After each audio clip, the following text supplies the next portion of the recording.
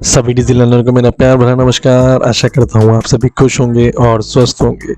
दोस्तों, आज मैं आप लोगों को ओप्स कॉन्सेप्ट, जो ऑब्जेक्ट ओरिएंटेड प्रोग्रामिंग सिस्टम कहा जाता है या ऑब्जेक्ट ओरिएंटेड प्रोग्रामिंग लैंग्वेजेस जो बनी हुई हैं, उसके जो मेन 4 पिलर होते हैं, abstraction, encapsulation, inheritance and polymorphism, मैं इनको आप लोगों को विद कोडिंग बहुत अच्छे तरीके से समझाना चाहता हूँ। क्योंकि बहुत से लोग इसकी डेफिनेशन पढ़ के इतने कंफ्यूज हो जाते हैं, उसको एक इतना गलत तरीके से समझ जाते हैं, या कई बार तो उनको कॉन्सेप्ट ही क्लियर नहीं होता है कि एब्स्ट्रैक्शन जो कह रहे हैं ब्लूप्रिंट बनाना, डाटा हाइड करना, नीचे फंक्शन एग्जीक्यूशन हो जाएगा। इनकैप्सुलेशन में भी कुछ वैसे ही एब्स्ट्रैक्शन की वजह से, डेफिनेशन की वजह से कन्फ्यूजन हो जाता है। तो पॉलीमॉर्फिज्म में भी जो कॉन्सेप्ट आता है, एक तरीके से इनहेरिटेंस से कई लोग कन्फ्यूज हो जाते हैं, क्योंकि जब वो आप एक्चुअल में कोडिंग में करने बैठते हैं तो आप उसको रिलेट नहीं कर पाते हैं। और ये आप समझ लीजिए, जो ऑब्जेक्ट ओरिएंटेड प्रोग्रामिंग है, सब में एक तरीके से ही कॉन्सेप्ट काम करने का तरीका होता है। सिंटैक्स सबके अलग हो सकते हैं, मैं सबको रिलेट करके आपको एक तरीके से बता दूंगा, लेकिन इसका जो कॉन्सेप्ट समझना है, सिर्फ मैं एक आपको कोड अभी दिखाता हूँ जावा में, आप उसको रिलेट कर सकते हैं पाइथन, सी शार्प, किसी भी और लैंग्वेजेस में मैं आपको समझाऊंगा। तो आप 5 मिनट में समझ जाएंगे कि ये जो 4 पिलर्स के 4 कॉन्सेप्ट्स होते हैं वो क्या होते हैं एक्चुअल कोडिंग में, है ना। क्योंकि कोडिंग में ही आपको काम करना है, और कोडिंग में अगर आपको चीज़ें समझ में आ गई तो आप उसका इम्प्लीमेंटेशन कोई भी सॉफ्टवेयर बनाने में या even for cracking the interview बहुत आसान तरीके से आप कर सकते हैं। चाहे कैसा भी क्वेश्चन आपसे पूछा जाए, चाहे कैसा भी आपको अपने रिक्वायरमेंट कंप्लीशन के लिए कोडिंग करनी पड़े। क्योंकि जैसे in case for an example, Java का एग्जांपल अगर मैं लूँ, तो कई लोग एब्स्ट्रैक्शन को इस तरीके से समझते हैं कि वो सिर्फ एब्स्ट्रैक्ट क्लास बनाने से होता है, और इंटरफेस के बारे में जब बातें होने लग जाती हैं कि एब्स्ट्रैक्ट क्लास और इंटरफेस में क्या अंतर रहता है, तो लोग बस खाली सिंटैक्स के चेंजेस और ये सब चीज़ें बताने लग जाते हैं। तो चलिए कोड को देखते हैं, और मैं बता रहा हूँ, मैं कोड आपको दिखाऊंगा, आपको विद इन सारी चीज़ें क्रिस्टल क्लियर हो जाएंगी कि एक्चुअल में ये जो 4 पिलर 4 कॉन्सेप्ट है ये क्या होते हैं। ठीक है, तो चलिए स्टार्ट करते हैं। तो देखिए, ये बहुत सिंपल से एक स्टूडेंट की क्लास है। इस स्टूडेंट की क्लास में मैंने 2 वेरिएबल लिए हैं, रोल नंबर और स्टूडेंट नेम। ठीक है, अब ये क्या है आपकी, देखिए, जो ऑब्जेक्ट ओरिएंटेड प्रोग्रामिंग होती है, हमेशा आपको उसमें आपको इतना पता है कि हम लोगों को क्लास बनाना पड़ता है। उस क्लास के अंदर हम अपने वेरिएबल्स बनाएंगे। इन वेरिएबल्स को एक्सेस करने के लिए हम मेथड्स बनाएंगे, और अलग से भी कुछ मेथड बना सकते हैं, जिनमें अगर इनको वेरिएबल को यूज़ करना है तो उनको यूज़ कर सकते हैं, उनका यूसेज होगा। नहीं भी यूज़ करना है तो हम कुछ ना कुछ जो आपको चीज़ें एग्जीक्यूशन करनी है, आप उसके अंदर वो कोड लिख देंगे।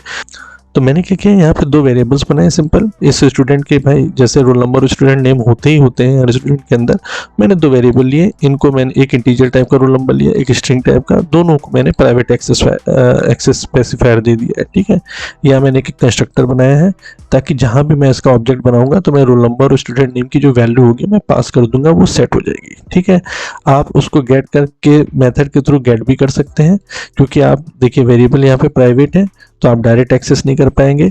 यहाँ पे मैंने मेथड बनाया है, अगर आपको चाहिए होगा तो आप गेट मेथड को कॉल करके उस ऑब्जेक्ट की वैल्यू ले सकते हैं। ठीक है, चाहे तो आप कंस्ट्रक्टर के बिना यूसेज करके भी आप सेट मेथड को यूज़ करके आप इसकी वैल्यू को सेट कर सकते हैं। ठीक है, यहाँ मैंने सिंपल एक मेथड बना दिया है। इस मेथड के अंदर मैंने सिंपल एक रिटर्न कर दिया है स्ट्रिंग, जो जब भी मैं इस टेस्ट माय ओप्स कॉन्सेप्ट को कॉल करूँगा, इसका ऑब्जेक्ट बना के, तो ये प्रिंट हो जाएगा। ठीक है, जो मैंने ओप्स के अंदर में रखा हुआ है। यहाँ पे देखिए student is equal new student 1 और विक्की, मैंने यहाँ पे 1 रोल नंबर पास कर दिया और विक्की उसका नेम पास कर दिया। मतलब एक ही ऑब्जेक्ट स्टूडेंट टाइप से बनेगा। स्टूडेंट क्या है, क्लास है। मैं कितने भी इसके ऑब्जेक्ट बना सकता हूँ, कितने भी स्टूडेंट हो सकते हैं। तो मैं क्या कर रहा हूँ, रिपीटेटिव एक तरीके से चीज़ करने की कोशिश कर रहा हूँ, सिर्फ कॉमन लॉजिक यहाँ पे यूज़ करने की वजह से मेरे को कई क्लासेस नहीं बनाने पड़े, मेरे को कई बार लॉजिक नहीं लिखने पड़े स्टूडेंट 1 2 3 4 इन सब चीज़ों के। तो क्या मैं कर रहा हूँ, यहाँ पे एक कॉमन ब्लूप्रिंट मैंने स्टूडेंट का बना दिया। ये कॉमन ब्लूप्रिंट क्या कहता है, आपके उसके रोल नंबर और स्टूडेंट नेम होंगे ही होंगे। ठीक है, तो ये जो मैंने क्लास बनाई है, ये क्लास जो बनती है ना, जैसे जावा में बना रही है क्लास, या सी शार्प में बनेगी क्लास, या डेफिनेशन आप क्रिएट करोगे पाइथन में, यही चीज़ होती है एब्स्ट्रैक्शन। ठीक है, कोई एब्स्ट्रैक्ट क्लास और इन सब चीज़ों से कोई आपको कंफ्यूज होने की जरूरत नहीं है। ठीक है, ये जो आपने क्लास बनाई है ना, ये क्लास ही एब्स्ट्रैक्शन वाला कॉन्सेप्ट होता है। ठीक है। अब बात करते हैं इनकैप्सुलेशन की, जो कहते हैं कि भाई हाइड करना होती है चीज़ें, आपकी एक्सेस नहीं कर सकते, वो है वेरिएबल्स। आपने वेरिएबल्स का जो एक्सेस स्पेसिफायर प्राइवेट यहाँ पे रखा हुआ है, यही चीज़ होती है इनकैप्सुलेशन। अगर आप इसको पब्लिक कर देंगे तो कोई भी directly student S dot student, यहाँ पे जैसे आपने स्टूडेंट इसका ऑब्जेक्ट बनाया, स्टूडेंट डॉट रोल नंबर आप लिखेंगे तो वो एक्सेस हो जाएगा और आप उसको मॉडिफाई कर पाएंगे कहीं पे भी, तो मतलब नहीं है ना वो चीज़ करने का। ठीक है, आप इसका प्राइवेट रखेंगे यहाँ पे और मेथड्स के थ्रू ही अलाउ करेंगे आप इसको एक्सेस करने के लिए। ठीक है, तो ये एक तरीके से आप कह सकते हो कि हम बेस्ट प्रैक्टिस फॉलो कर रहे हैं, बेस्ट स्टैंडर्ड फॉलो कर रहे हैं, क्योंकि जैसे जैसे आपका कोड बहुत बड़ा होता चला जाता है, अगर आप बेस्ट स्टैंडर्ड बेस्ट प्रैक्टिस नहीं फॉलो करेंगे तो इस तरीके के डिफेक्ट आएंगे कि आपको इतने सरप्राइजेस होंगे कि आप एक कोड एनहेंसमेंट करोगे और दूसरा कहीं डिफेक्ट होकर पिछला कोड ही साला गड़बड़ कर देगा, तो आपका बिजनेस ही बैठ जाएगा, बंद हो जाएगा। ठीक है, तो क्या हुआ एब्स्ट्रैक्शन? एब्स्ट्रैक्शन हुआ आपका ये पर्टिकुलर क्लास बनाना। जो लोग कहते हैं कि आप सिर्फ ऊपर ऊपर से सारा काम करेंगे, अंदर का एग्जीक्यूशन का काम कोई और करेगा, तो वो इतना कंफ्यूजन होने की जरूरत नहीं। क्लास स्टूडेंट ने आपने बनाया, ये एब्स्ट्रैक्शन हो गया, कितने भी ऑब्जेक्ट हम इसके बना सकते हैं। ऐसे मैंने इंजीनियरिंग स्टूडेंट की देखिए क्लास बनाई है। ठीक है, अब मैंने क्या किया, इसमें एक्सटेंड कर लिया स्टूडेंट क्लास को। स्टूडेंट क्लास में जो ऑलरेडी रोल नंबर और स्टूडेंट नेम थे, मुझे उनको बनाने की जरूरत नहीं है, यहाँ पे वो ऑलरेडी यहाँ पे आ जाएंगे। तो इसको क्या किया मैंने, इनहेरिट कर लिया। ये मैंने इसकी सब क्लास बना दी, स्टूडेंट इसकी सुपर क्लास हो गई, ये इसकी सब क्लास हो गई। सुपर क्लास में मतलब जो ऑलरेडी वैल्यूज थी उसकी, जो ऑलरेडी चीजें डिफाइन थी, ऑलरेडी इनहेरिट होकर इंजीनियरिंग स्टूडेंट में आ गई। मैंने यहाँ पे रोल नंबर और नेम लिखने की जरूरत ही नहीं है मेरे को, तो मैंने रीयूज कर लिया उसको। ठीक है, इसको कहते हैं इनहेरिटेंस। ठीक है, एकदम सिंपल कॉन्सेप्ट है। अब सबसे लास्ट आता है पॉलीमॉर्फिज्म। अब यहाँ पे आप देखिए, पॉलीमॉर्फिज्म में अगर मैं जावा के कॉन्सेप्ट में बात करूंगा तो यहाँ पे दो कॉन्सेप्ट आ जाते हैं, ओवरलोडिंग और ओवरराइडिंग, है ना। मैं अभी बाकी लैंग्वेजेस के हिसाब से भी समझा देता हूँ, लेकिन कुछ लोगों को इस पर बड़ा कन्फ्यूजन होता है, तो बहुत आसान है उसको समझना। ओवरलोडिंग का मतलब ये हुआ कि जैसे आप यहाँ पे देखिए दो कंस्ट्रक्टर हैं या दो मेथड्स हैं, जिसमें आपके सेम टू सेम नेम के आपके यहाँ पे मेथड्स के नेम सेम है या कंस्ट्रक्टर के नेम सेम है। ठीक है, यहाँ पे क्या हुआ, मैंने दो वेरिएबल पैरामीटर्स यहाँ पे पास किए हुए थे, यहाँ पे मैंने 3 कर दिए, सेम नेम है, मैंने सिर्फ वेरिएबल को एडिशन कर दिया, इसको कहते हैं ओवरलोडिंग। और अगर ये एडिशन नहीं करते, हम यहाँ पे सिर्फ डाटा टाइप चेंज कर देते, वो हो जाता है ओवरराइडिंग। एकदम सिंपल कॉन्सेप्ट है। अब बाकी लैंग्वेजेस के कॉन्सेप्ट में भी समझ लेते हैं पॉलीमॉर्फिज्म क्या होता है। जैसे ये मैंने ऊप्स कॉन्सेप्ट, यहाँ पे ये जो मैंने मेन क्लास बनाई हुई है जहाँ से मैं ऑब्जेक्ट बना रहा हूँ, आप यहाँ पे देखिए, ये मैंने स्टूडेंट की पेरेंट क्लास लेके मैंने डिक्लेयर किया लेफ्ट हैंड साइड में, पर राइट हैंड साइड में मैं क्या पास कर रहा हूँ, इंजीनियरिंग स्टूडेंट। तो यहाँ रन टाइम पे जेवीएम पे क्या होगा, इंजीनियरिंग स्टूडेंट का ऑब्जेक्ट बनेगा और वो स्टूडेंट के क्लास के अंदर असाइन हो जाएगा। और सिमिलर चीज देखिए यहाँ पे भी मैं कर रहा हूँ, मैं इंजीनियरिंग स्टूडेंट को बना के यहाँ पे काम कर रहा था, लेकिन अगर आप स्टूडेंट को भी बना के करेंगे, क्योंकि ये इसकी सब क्लास है, तो ये इसके अंदर असाइन हो सकती है। इसी चीज को हम कहते हैं पॉलीमॉर्फिज्म। अब पॉलीमॉर्फिज्म में आपने देखिए जो वेरिएबल आप पास करेंगे उसके बेले पे वो पर्टिकुलर कंस्ट्रक्टर कॉल हो जाएगा। यहाँ पे क्या हुआ, 1, रवि को आपने पास किया, तो इस इंजीनियरिंग स्टूडेंट 1 की क्लास के अंदर जाके वो क्या करेगा, आपके इस वाले कंस्ट्रक्टर को कॉल करेगा। ठीक है, इस वाले कंस्ट्रक्टर में क्या कॉल करेगा, फिर सुपर कंस्ट्रक्टर को कॉल करेगा। तो रोल नंबर 1 और रवि जो आपने पास किया था, वो यहाँ पे देखिए यहाँ से इसमें असाइन हो जाएंगी वैल्यूज और वो इंजीनियरिंग स्टूडेंट के अंदर आ जाएंगी। ठीक है, तो जब आप देखिए मैं यहाँ पे डिस्प्ले करूंगा जो टेस्ट माय ऊप्स कॉन्सेप्ट है, इसको मैं अगर रन करता हूँ तो आपको बहुत क्रिस्टल क्लियर एकदम सिंपल हो जाएगा। देखिए सबसे पहले क्या, मैंने स्टूडेंट की क्लास में स्टूडेंट को ही असाइन किया। जो राइट हैंड साइड में आप न्यू करके आगे लिखोगे ना, वही का ऑब्जेक्ट यहाँ पे लेफ्ट हैंड साइड में असाइन होगा। और उसके बाद आप जो उसका मेथड कॉल करोगे, जैसे student dot test my oops concept, तो ये क्या करेगा, राइट हैंड साइड में क्या है, स्टूडेंट सुपर क्लास। तो इस क्लास के अंदर का आप टेस्ट ऊप्स कॉन्सेप्ट, यहाँ पे ये वाला मेथड कॉल होगा। तो क्या लिखा है इसने, return from student super class. अब यहाँ पे सेकंड लाइन पे आते हैं, जब इंजीनियरिंग स्टूडेंट 1 की बात करते हैं, लेफ्ट हैंड साइड में स्टूडेंट है पर राइट हैंड साइड से असाइन किया हुआ है इंजीनियरिंग स्टूडेंट।